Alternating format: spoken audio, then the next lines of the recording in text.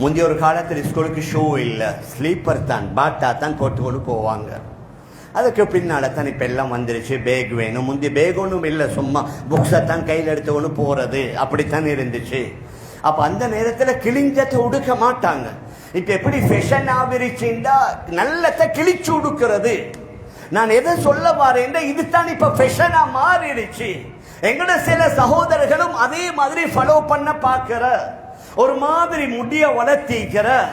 மேலான பெரியார்களே, சகோதரர்களே, எங்கட நபி அவர்களுடைய சொன்னா அந்த ஒழுக்கம் இருக்குது, இது அல்லாஹ் படித்து கொடுத்தது. குர்ஆன்ல வருது, ஓ இன்னக லஅலா குலுகின் அதீம். முஹம்மதே ஸல்லல்லாஹு அலைஹி வஸல்லம், நீங்க ஒரு அழகான உயர்ந்த குணத்தின் மீது இருக்கிறீர்கள் என்ற இந்த ஆயத்துக்கு கீழால நபி ஸல்லல்லாஹு அலைஹி வஸல்லம் கூறுகிறார்கள், அத்தபனி ரப்பி அத்தபன் ஹசனா. என்னுடைய அல்லாஹ் எனக்கு அழகான ஒழுக்கத்தை கற்றுத் தந்தான். முந்தி நாங்க சொல்றது அதப் இல்லாம பேசாதீங்க, அப்ப அந்த வார்த்தை கூட இப்ப இல்ல. முந்தைய எங்களோட உம்மமார் சொல்லுவாங்க, இங்க பாருங்க அதபு கெட்ட பேச்ச பேசாதீங்க, பொம்பளை பிள்ளைங்களுக்கு அதப் இல்லாம இப்படி உடுக்காதீங்க, ஆண்களுக்கு முன்னால வராதீங்க.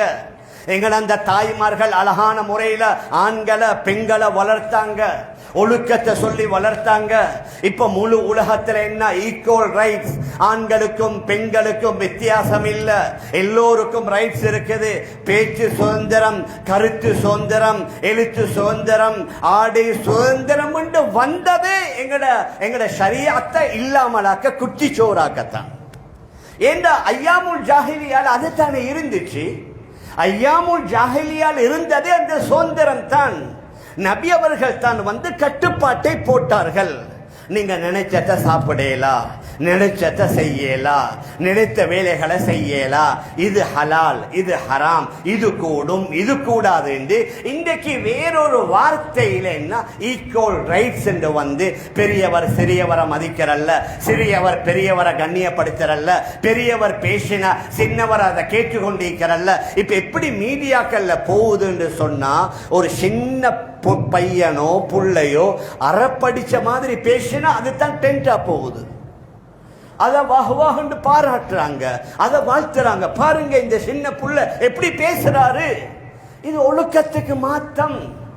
ஹதரத் ரசூலுல்லாஹி ஸல்லல்லாஹு அலைஹி வஸல்லம் அவர்களுடைய வழிமுறைகளுக்கு இது மாற்றம். நாம் எதை சொல்ல வாரோம்டா, ஹதரத் ரசூலுல்லாஹி ஸல்லல்லாஹு அலைஹி வஸல்லம் எங்கட ஒவ்வொன்றுக்கும் ஒரு முறையை கற்று தந்தாங்க. எங்கட ஆடைகள் எப்படி இருக்கணும், எங்கட நடை எப்படி இருக்கணும், எங்கட பேச்சு எப்படி இருக்கணும். குர்ஆன்ல பாருங்க, சூரா லுக்மான் எடுத்து பாருங்க. ஹதரத் லுக்மான் அலைஹி ஸலாத்து வஸலாம் தன்னுடைய மகனுக்கு செய்த சில அறிவுரைகளை சூரா லுக்மான்ல அல்லாஹ் பட்டியலிட்டு கூறுகின்றான். அதுல ஆரம்பத்துல அகீதா, கொள்கை, நீங்க அல்லாஹ்வுக்கு இணை வைக்க கூடாது, அல்லாஹ்வை மாத்திரம் நம்பணும், அவனுக்கு இணையாக துணையாக யாரையும் ஆக்கக்கூடாது. அதற்கு பின்னால் அவங்களோட பெற்றோர்களுடன் நல்ல முறையில் நடந்து கொள்ளணும். அதற்கு பின்னால சமூக வாழ்க்கையை பற்றி வருது. வலா துஸைர் ஹத்தக லின்னாஸ், மக்களை விட்டும் பெருமையின் காரணமாக அவங்களோட முகத்தை திருப்பிக் கொள்ளாதீங்க. வலா தம்ஷி ஃபில் அர்தி மரஹா, பூமியில பெருமை பிடித்தவர்களாக நடக்காதீங்க. இன்னல்லாஹ லா யுஹிப்பு குல்ல முக்தாலின் ஃபகூர், பெருமை கர்வத்தின் மூலமாக தெரியக்கூடியவர்களை அல்லாஹ் நேசிக்க மாட்டான். இப்ப குர்ஆன் எங்களுக்கு சொல்லுகின்றது, உங்களோட நடை எப்படி இருக்கணும். வக்ஸித் ஃபீ மஷியிக, உங்களோட நடையில நடுநிலைமையை கையாளுங்க.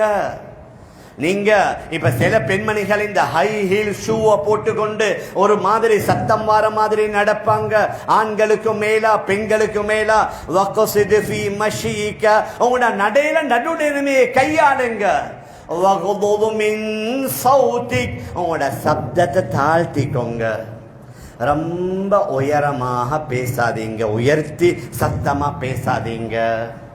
குர்ஆன்ல அல்லாஹ் இன்னும் ஒரு இடத்துல கூறுகின்றான், வஇபாதுர் ரஹ்மான் வஇபாதுர் ரஹ்மான் அல்லதீன யம்ஷூன அலல் அர்தி ஹௌனா, ரஹ்மானுடைய அடியார்கள் பூமியில நடக்கும்